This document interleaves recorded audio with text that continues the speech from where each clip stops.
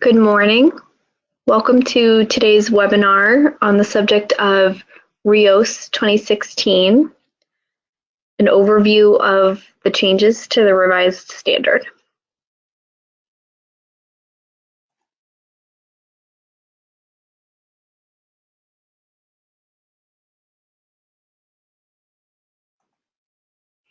My name is Austin Matthews. I'm the EHS Assistant Program Manager with PJR and want to welcome you today. Thank you for joining me today. We have a wide variety of potential audience members for these webinars. Could be current clients, prospective clients, consultants, recyclers, just anyone really who wants to learn about the RIOS standard and some of the changes. I have the agenda here on this screen. We'll talk a little bit about PJR, just very briefly for anyone who's not familiar with us. We'll also discuss the different benefits of certification, the transition requirements for currently certified companies who would be transitioning from the previous revision of the standard to the current version. We'll talk about the key changes with the standard at a very high level, and then we will go through in more detail the clauses that contain more changes. We'll talk about those a little more specifically. At the end, I'll go over the certification process in general for anyone who may not currently be certified and may be curious about what that process looks like. And we'll have plenty of time at the end for questions. So as you think of them, if you have any questions, feel free to type them in the questions section of the webinar tool. And when we get to the end, I will review those and answer them at that time. And for anyone who's not familiar with this webinar process, this is being recorded. So the recording will be made available sometime after the presentation is over, usually within a day or so. So you have the option to view the recording, the entire audio with the slides, and we also post the slides themselves so that you guys can review them again at your convenience, or if you're not able to attend today's webinar, the content would still be available on PJR's website under past slides or previously recorded webinars. So in general, here on this slide, I just listed a couple examples of countries where PJR offers certifications to a variety of standards. We're one of the leading registrars, and certainly not an all-inclusive list of countries or standards, but here are a list of standards we're accredited to grant certifications to. Obviously, today we're talking about RIOS, but there's several others.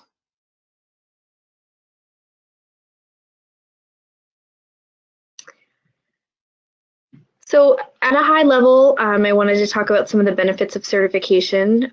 If you're not already certified to RIOS or a similar standard, there's a variety of benefits, the QEH&S performance in meeting the requirements of the standard itself. You're driving performance improvements within the organization. You're minimizing a variety of risks, again, just through going through the motions of meeting the requirements of the standard, putting processes in place, putting controls in place, reviewing the effectiveness of those things. You're driving a lot of these changes, helping meeting legal requirements because you're identifying what requirements are applicable to you and making sure that the controls in place are effective and sufficient. RIOS has material sourcing and outsourcing control requirements. A lot of the standards that have been recently revised are driving improvements in management commitment and employee engagement. In some cases, certification provides a competitive advantage over your competitors and or an improved public image, being able to advertise this certification and what it means. Again, trying to minimize those environmental risks, those health and safety risks, the recycling aspect. Those can provide a competitive advantage. There are other potential financial benefits depending on the standard. Sometimes with health and safety controls in place, there may be benefits as far as OSHA inspections or insurance coverage. Again, with the competitive advantage piece, perhaps getting bids or contracts because of those certifications. We talked about meeting legal requirements. There's also requirements within the standard for meeting customer requirements and setting up that framework. And as I mentioned, being able to advertise this commitment to the appropriate recycling of materials. I'm sure you can think of other examples, but I wanted to include a couple. So for RIOS 2016, the transition deadline is September 30th, 2019. And I wanted to include this in here in case you weren't aware. And I also wanted to emphasize the fact that this means you have your certificate in hand, that the certificate has been issued prior to this date, because this is when, if it hasn't already expired, this is when a certificate would expire to the previous version of RIOS. So keep in mind that deadline needs to not just be, you've had an audit by September 30th. You need to leave time or have time to address any nonconformities that came out of that audit, and for the package to go through its review process within PJR to actually issue that certificate. Otherwise, there may be a lapse in your certification where your previous version of RIOS certificate has expired and your RIOS 2016 certificate is not yet in place. And during that period, if there is a lapse, you're not certified to RIOS, so you need to stop advertising RIOS certification and things like that. So this is really more relevant for currently certified companies that have not transitioned yet. So keep an eye on that deadline. Make sure you're discussing this with your scheduler and getting your audits scheduled appropriately. I also included in here how you would get a copy of the standard. If you haven't already, you can contact Michelle. I included her email address here to go ahead and purchase a copy of the standard. This is not something that PJR can provide to you.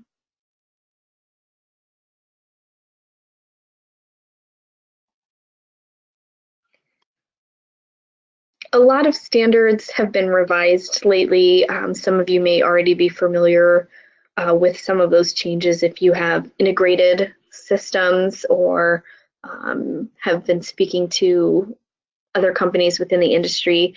ISO 9001 was revised. ISO 14001 was revised. eStewards was revised as a result of ISO 14001 being revised. RIOS is currently being revised, and OSAS 18001 is being replaced by ISO 45001, which should be released any day or in the next week or two. So this slide is meant to be general, to kind of cover the variety of revisions that have been going on lately. But obviously standards get revised to maintain their market relevance, to make sure they're compatible with other standard requirements where some companies have integrated management systems to make it easier to maintain that integration, making sure that the verbiage and the requirements are compatible. So again, a lot of standards have been revised lately, and that may cause a bit of a ripple effect so that they continue to be compatible. Certainly trying to keep them easy to use, trying to keep them easy to understand, making sure if they've gotten feedback since the last revision about any confusing language or confusing requirements, when they're working on a revision, they want to incorporate some of those changes or improvements so it's not confusing, or at least that's the goal. Making sure that the topics are covered adequately and that it's flexible enough to be applied to the current industries and sectors that are utilizing it. Various sized companies, really making sure that it can be made to fit the companies who are looking to certify to the standard. So those are some reasons why this RIOS standard and some of the other standards have been revised. At a very high level, key changes in RIOS 2016. There's an emphasis on leadership, senior management, accountability, participation, and we'll get into more detail about these changes. The tone of the standard is that of proactivity, expectations that the organization, the recycler, will be proactive in their approach, in their management of hazards, not doing the bare minimum, really trying to be proactive and not reactive in that they are making changes after a spill or a pollution event or a significant safety incident or something like that, really trying to be proactive and identifying the risks to control them before an incident occurs. There's an emphasis on the outcomes, the intended outcomes of the system, and improvements in that area, or making sure the resources are adequate to meet those intended outcomes. What is the intended outcome, or what are the intended outcomes of the management system to be able to monitor the effectiveness of the controls, the adequacy of the resources, and various things like that.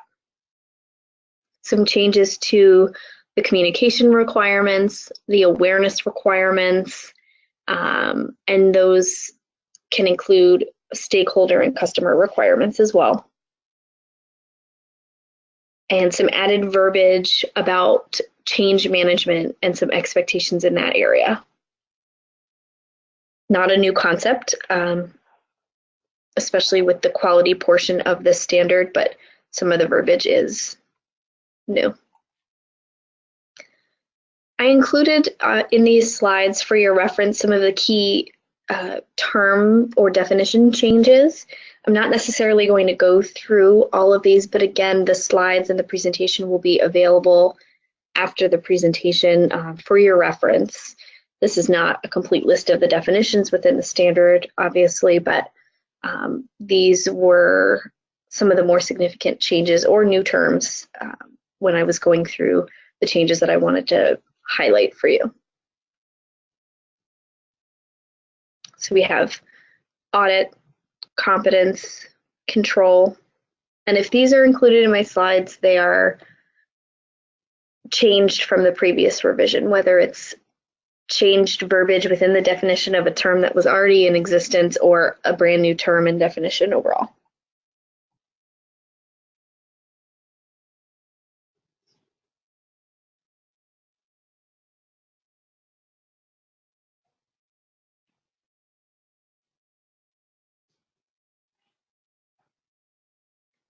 Customer, different from a supplier. Emergency. Some changes to the footprint definition. Some changes to the incident definition.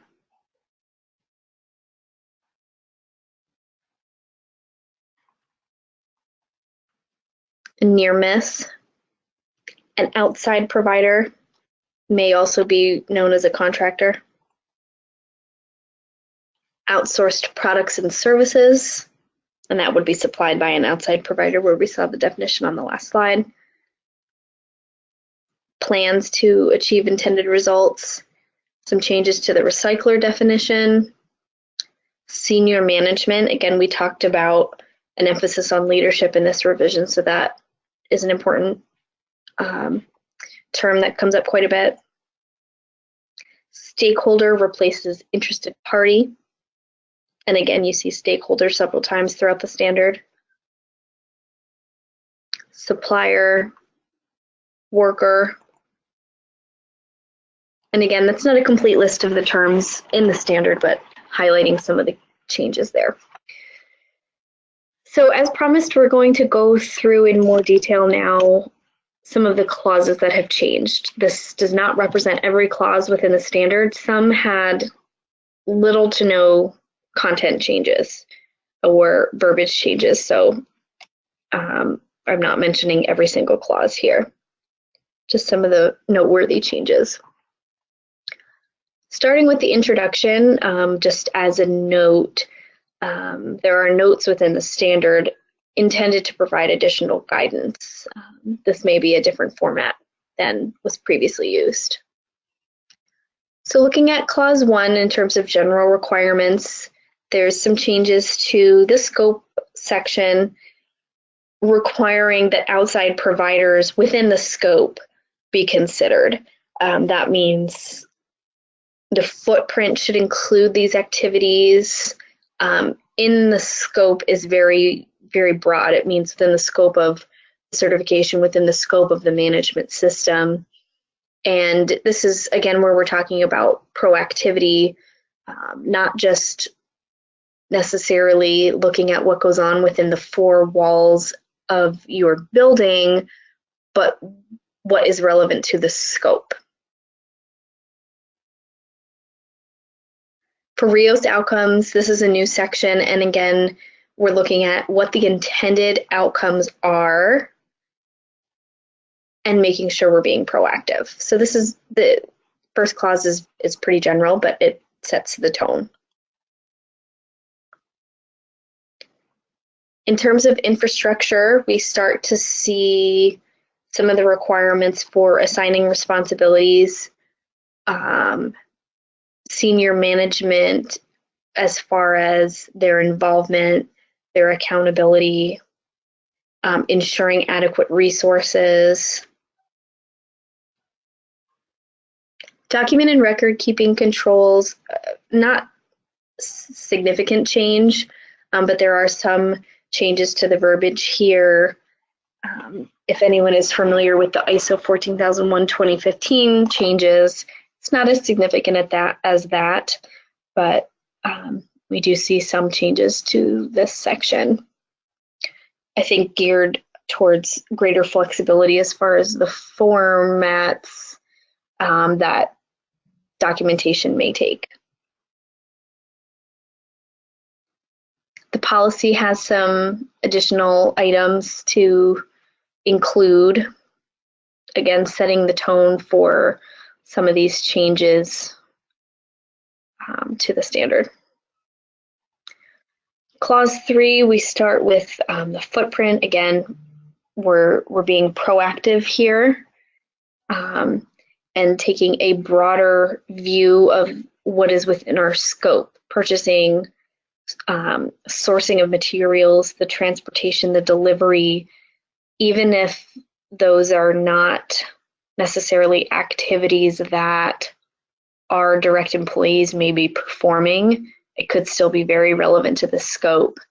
There could still be relevant environmental, health and safety, quality, risks that need to be controlled or considered, things like that.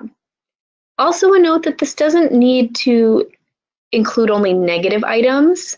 There very well may be positive impacts or potential impacts as well that should be considered. Again, if you're familiar with some of the ISO 14001 changes, we see this in the terms of risks and opportunities where we have some positives and we have some negatives. Obviously, this should be kept up to date. That's not new.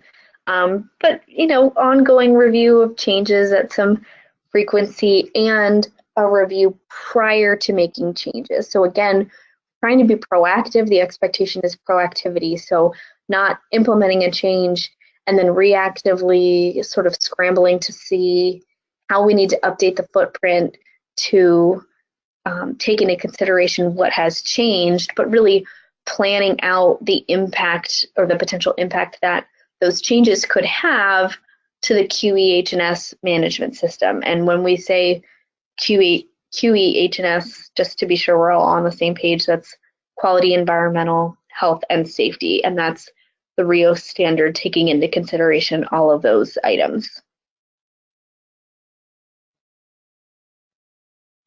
The following couple of clauses break down exactly what I was just alluding to. So there's some quality risks, there's some environmental aspects, there's some health and safety hazards, and it sort of breaks that down. So the quality risk section is new, that it has its own section, that breakdown, requiring that quality risks are identified and controlled as relevant. The potential impact on product or service quality.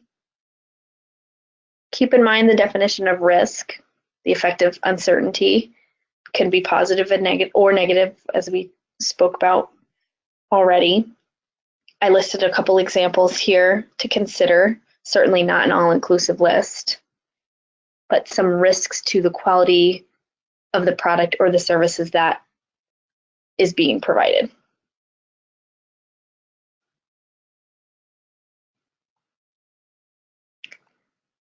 We also have the environmental impacts section and the health and safety risks section, some additional requirements or items to consider. And for each of those, the verbiage is clearly requiring the documentation of certain items, rating criteria, controls, things like that. Legal requirements don't really contain significant changes. A reminder that includes product requirements potentially, and that controls need to be documented.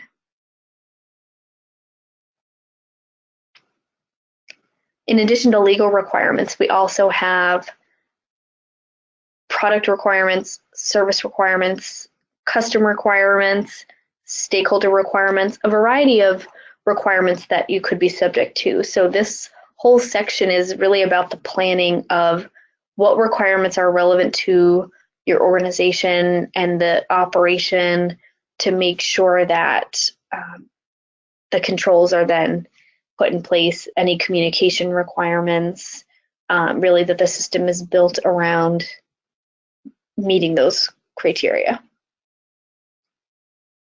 So to meet the requirements of this revised standard, you're required to document what those requirements are, to have evidence of identifying what is relevant, and then implementing controls, monitoring requirements as relevant, again, depending on the requirements here. How have you ensured that the QEHS-MS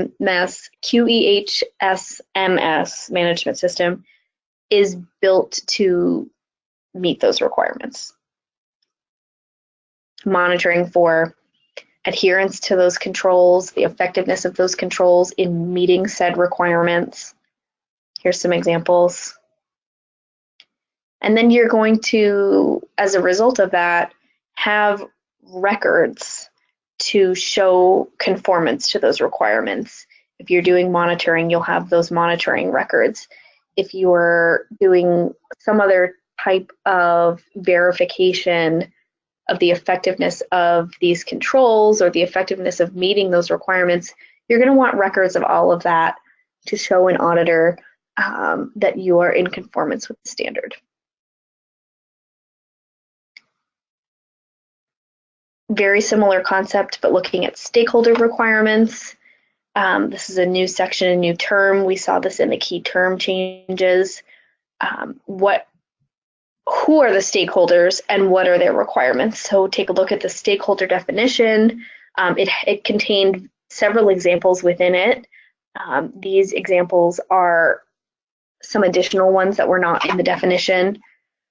You can go back in your slides after the presentation to see some of those examples, and then I added a couple here. Again, what are the relevant requirements, implementing controls as a result, and then having some type of review of the requirements to see if they've changed, as well as those controls that monitoring, those monitoring efforts to ensure the requirements are effectively being met.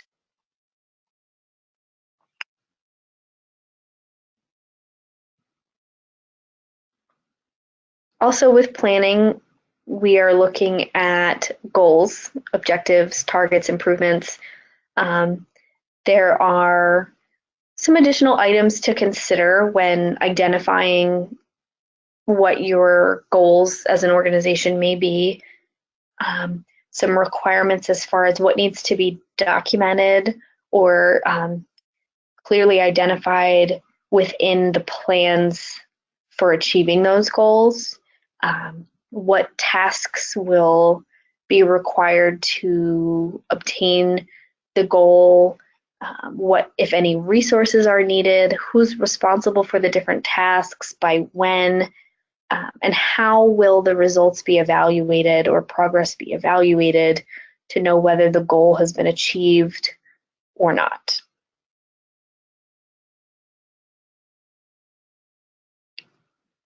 Earlier, we discussed some change management when we were looking at the changes at a very high level. So there's an entirely new section with explicit verbiage about having a plan for change management to proactively review the footprint, the QEHSMS,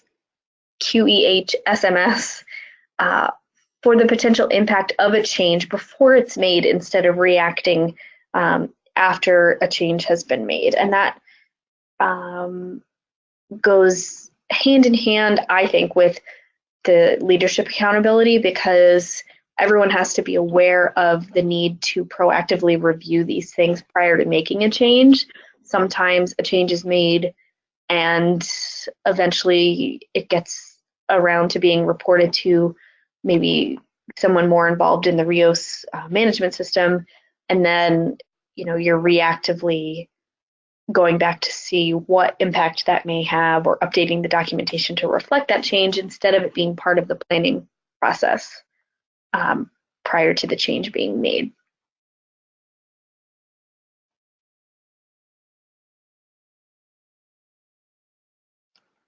In terms of implementation, clause 4 of the standard, there's requirements around competency and awareness for workers and identifying what those competency requirements are, having the records as evidence of meeting the requirements, verifying the effectiveness of whatever those methods are, whether it's training or verifying some other type of competency of personnel in a role to see if any training is needed. There's some requirements within the standard as to what training may be required at a high level, what they need to be competent for. And this is relevant to the impact on the management system and their ability or their impact on the intended outcomes. So this may not be a one-size-fits-all approach. Some roles, some jobs, some responsibilities are going to have more of an impact on the intended outcomes of the system than others. So this is as relevant.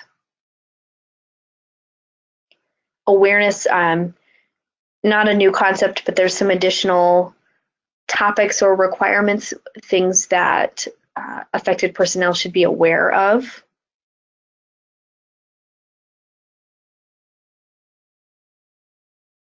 And this is also an area that changed in some of the other standards as they were revised. So some of you may already be familiar with some of these changes. The communication clause requires documented plans, a documented communication plan or several documented plans for what needs to be communicated to whom, by when, or by what frequency. And this can relate, as an example, to some of those requirements we were talking about earlier: legal, stakeholder, customer, product requirements.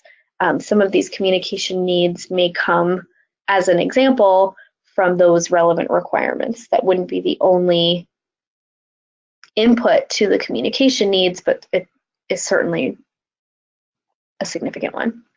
So this section is further broken down by the different types of communication. Internal communication really wasn't any different, so I didn't include that in here, but we have customer communication, supplier communication, outside supplier communication, and again, you can look at the terms and definitions to put these into context, and then other external communications.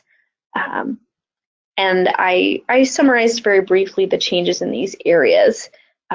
What customer qualifications, if any, are relevant, what source control requirements may be relevant, are there errors with orders, are there load rejections. The outside supplier replaces the contractor communication section and makes some slight changes to the language to try and make those requirements clearer. And the external communication is pretty broad. It could be visitors, it could be other types of stakeholders. I tried to put a couple examples in here to, again, try and put this into context. Who, if anyone, needs communication of the emergency plans if they change or as they change. Oftentimes there are requirements, depending on the types of chemicals on site, to be reporting information about those chemicals to various parties. Those are just a couple examples.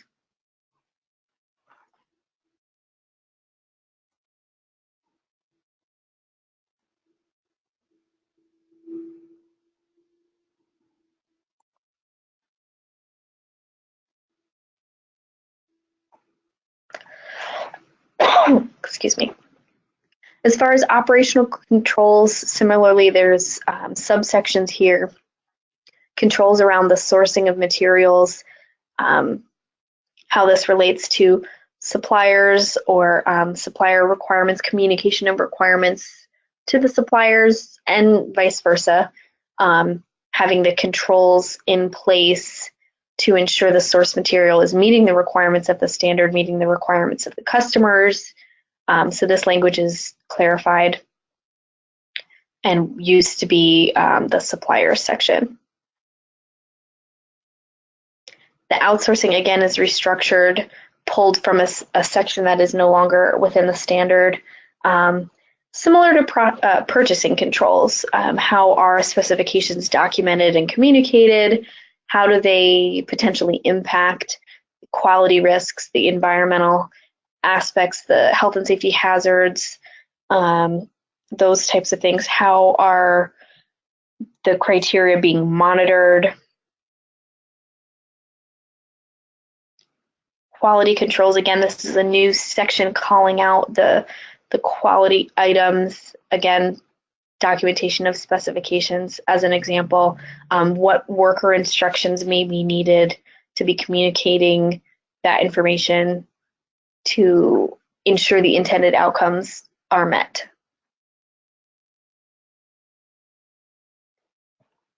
The breakdown of the quality, environmental, and health and safety is new, giving each its own section. So that's new in and of itself. Documenting those controls is clearly included in the verbiage. Some of this may not have been as clear in the previous versions, but those controls do need to be documented for environmental controls, for quality. risks for health and safety hazards. And this includes very clearly outsourcing, contractors, off-site activities, chemicals, equipment. All of these things should be considered. They're going to vary by company, and it really depends on who's doing what, but these should at least be considered because that's the intent behind these requirements. They may not all be relevant to a given organization, but certainly should be considered as relevant.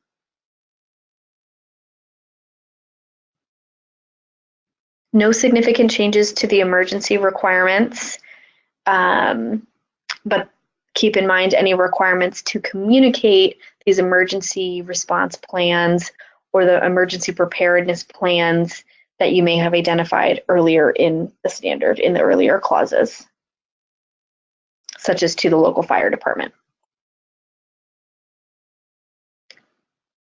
Clause 5 is focused on the checking the corrective actions of the system. Again, not every clause is covered here, just where there were changes worth mentioning.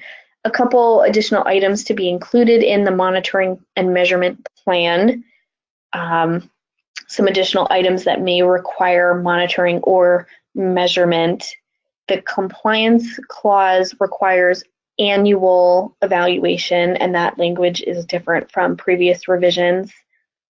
Those legal requirements, those stakeholder requirements, looking at them on an annual basis at a minimum.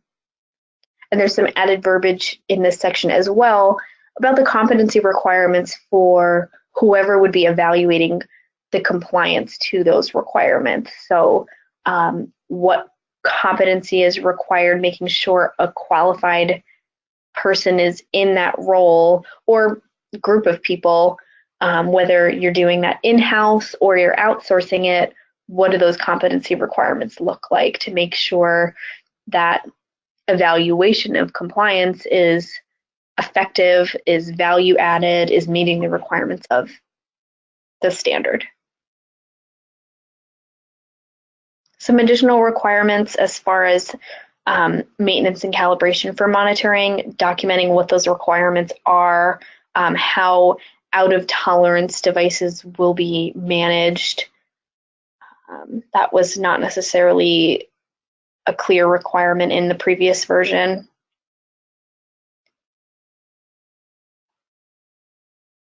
The outputs of the monitoring and measuring tasks should be considered inputs in the management review, not necessarily new. The EHS incident investigation section is new, and there's some verbiage in here that requires all EHS incidents be investigated. And when you look at the definition of the incidents, that includes near misses.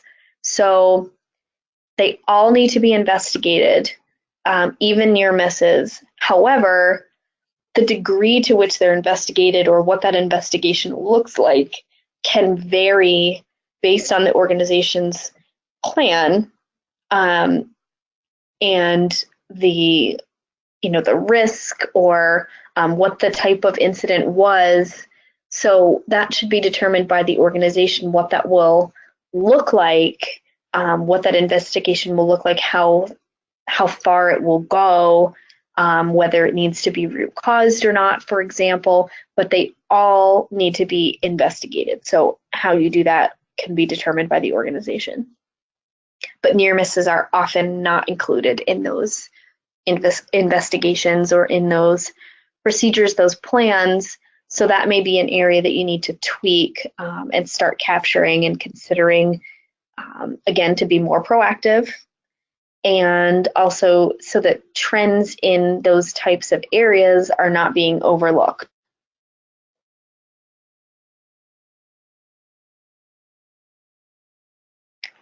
In terms of internal audits, again, we're looking at an annual requirement if that was not already clear. But the full system audit needs to at least happen prior to certification that initial certification or recertification, which is every 3 years. So we're looking for annual internal audits, and that can look a little different depending on the organization and what their plan is, but keep in mind that a full system audit has to take place at least, upon prior to initial certification, and at least every 3 years along with that recertification piece. So make sure your internal audit program matches these criteria if it doesn't already. And there's some additional items to some details or requirements to add to the internal audit plan that needs to be documented. The management review section is not significantly different. There are some additional inputs and outputs that are required, or where the verbiage has been clarified to ensure that the intended issues are being talked about. But again, not a significant change there either.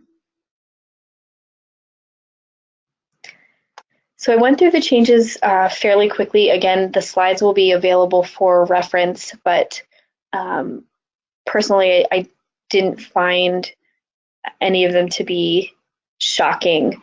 I don't think the majority of those changes will be very time-consuming for you. I hope that they're value added. Certainly that's the intent. Being more proactive, identifying or having on your radar more of the things that can impact the quality, the environmental, health and safety pieces of the management system to ensure you're maintaining compliance with those requirements and meeting those intended outcomes of the system. So before we get to questions, I just want to go over the certification process in general quickly for anyone who's not familiar with it already. As I mentioned towards the beginning of the standard, you'll need you'll need to purchase a copy of the standard, which can be done by contacting Michelle, and I've included her email address on this slide again.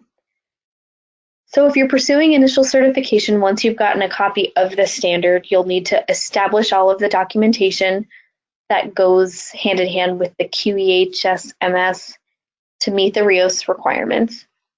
You'll need to provide any training that's required by the standard and your system documentation. You need to implement those requirements, the documents you've created, the training that you've done, those controls, implementing the system as a whole. And that will include an internal audit, a compliance evaluation, and then a management review after the internal audit and the compliance audit, so that those are inputs to that review so you can discuss the results. If you haven't already, you'll want to contract with a certification body so that you can go ahead and get your audits scheduled to a certification body like PJR. And then you'll be scheduled to complete a stage 1 audit and a stage 2 audit, which we'll talk a little bit about on the next slide. You'll need to address any resulting nonconformities from those audits if anything is identified before a certificate can be issued. So the stage 1 and the stage 2 audits for that initial certification piece, they combine to meet the requirements of registration or certification. So for the stage 1, this is a documentation review. This is not it's different from the stage 2 in that we're evaluating your readiness for that stage 2 audit, which is the full system audit, and we'll talk about that in a second. But the stage 1 is really a documentation review. Do the documents that you've created and implemented, do they meet the requirements of the standard? Does the language match? Is it going to, on paper, help you meet the requirements of the standard? Any concerns would be identified, and you would have time between stage 1 and stage 2 to take a look at those. The stage 2 audit is usually a month or two after the stage 1, again, in case there are concerns that require any attention. They wouldn't be nonconformities. You don't receive any nonconformities at the stage 1 phase. But the stage 2 is the entire system being audited, all shifts, all processes, really to get a sense of whether the documentation from stage 1 has been implemented and whether it's effective in meeting the requirements of the standard. Are you doing what you say you'll do in your documentation? And are you in conformance with the RIOS standard requirements? So at a stage 2, you could potentially be issued nonconformities in areas where gaps were identified, and those would need to be resolved through the corrective action process prior to a certificate being issued.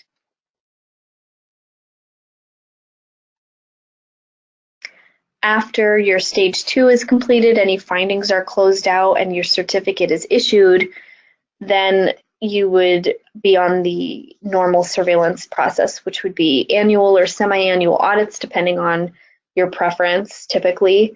And that's a partial system audit. There are certain topics or processes that we cover every single audit, but otherwise it would be shorter than a stage 2 audit because it's not covering all the shifts, it's not covering all of the processes. So you'd have 2 years of surveillance audits, and then on the 3rd year, because our certificates are good for 3 years, it's a 3-year cycle, that 3rd year is what constitutes the recertification audit, very similar to the stage 2 in that it's a full system audit and it results in a new certificate.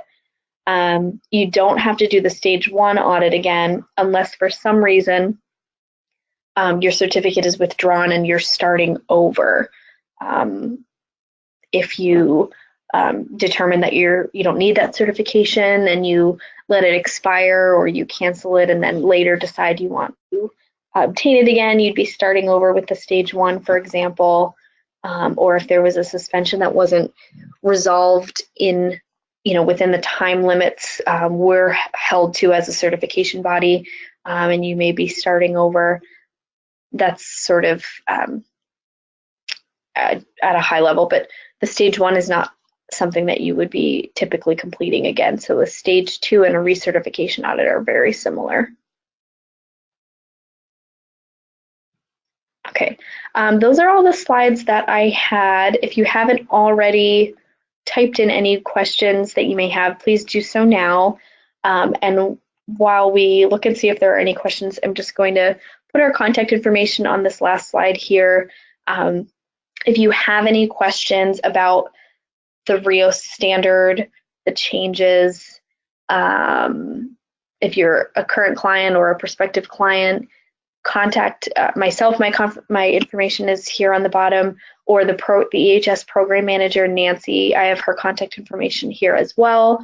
If you're a prospective client and you're looking for a quote to begin the process of contracting with a certification body like PJR, I've included the sales group's contact information as well.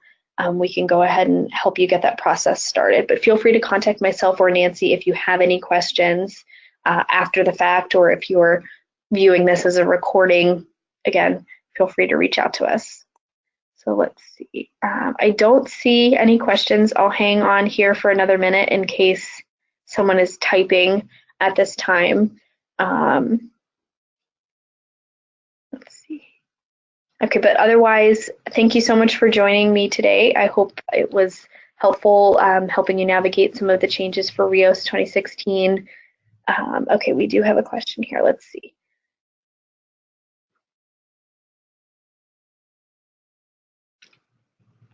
Okay, so the question is, what surveillance or what requirements are there to upgrade from RIOS 2006 to RIOS 2016? So as I'm reading this, I'm realizing I neglected to go back and add some information I wanted to include in one of the slides. So I will revise the slides before I post them, but the transition audits for companies who are currently certified to the previous version of RIOS and are looking to upgrade. I apologize for the oversight of not including these in the slides. The requirement for the transition audit is for RIOS specifically that it has to take place during a recertification audit. What that means is You may choose to transition during your regularly scheduled recertification audit, depending on when it falls in your certification cycle, when it falls compared to that transition deadline we talked about early in the presentation of September 30th, 2019. However, if you are going to need to transition during a surveillance audit, we need to, per the RIOS transition program requirements, we need to actually change that from a surveillance audit to a recertification audit, meaning that time needs to be added to that particular audit that you're transitioning in, if it's normally a surveillance audit, to make sure that all of the requirements of the standard are audited, because there have been so many changes to the structure of the standard. It needs to be a full system audit to ensure all of the changes are verified. So like I said, you can either, depending on your audit cycle, timing, and how it compares to the deadline for certification, you can either transition during your regularly scheduled recertification audit, or you can transition during a surveillance audit that is lengthened to be that of a recertification audit.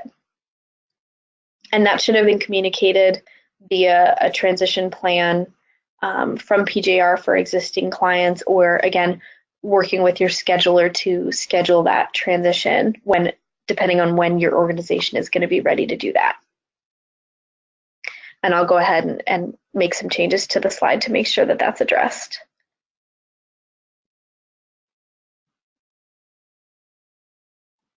Are there any other questions?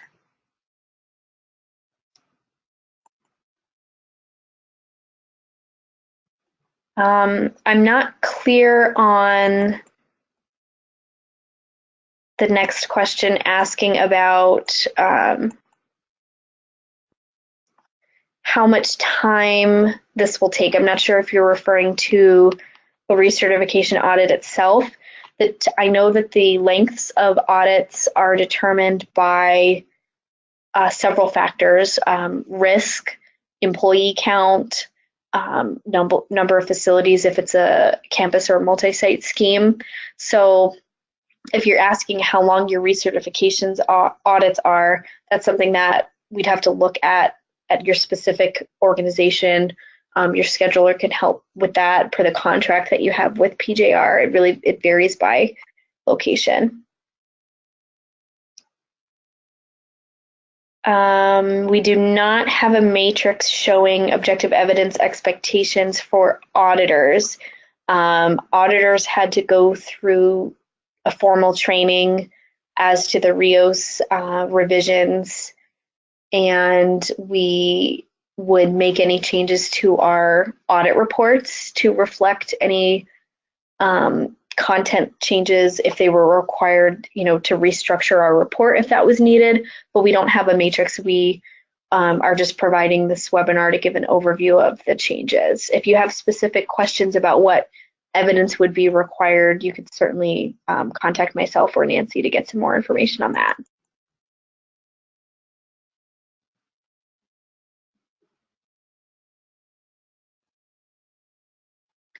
Okay, that looks like all of our questions. Again, my email address is on this last slide. You can contact our program manager as well if you think of any questions down the road. Your scheduler can help schedule that transition audit if you're a currently certified client to RIOS and you're just looking to transition. Again, thank you for joining us, and I hope you have a great Friday and a great weekend.